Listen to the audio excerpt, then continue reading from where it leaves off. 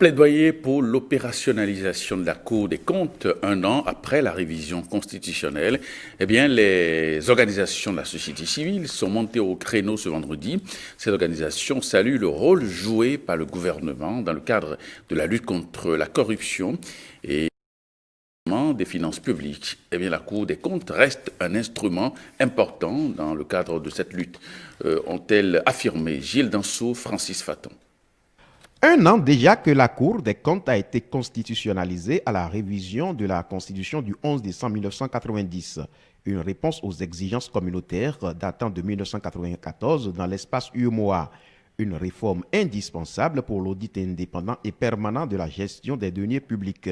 Les organisations de la société civile, Social Watch, Alcre, FONAC, Rifonga, WILDAF, WANEP, PASSIB, Nouvelle Éthique et UPMB plaident pour l'opérationnalisation de la Cour des comptes.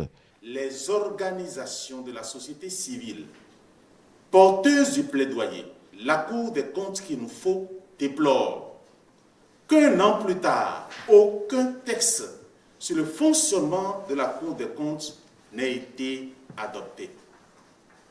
La non-adoption de la loi organique sur la Cour des comptes par l'Assemblée nationale plus de 10 mois après la transmission de son projet de texte par le gouvernement suite au Conseil des ministres du 22 janvier 2020, ce projet de loi portant loi organique sur la Cour des comptes demeure la seule loi qui n'a pas encore été adoptée parmi les 8 transmises pour conduire à leur thème certaines réformes majeures.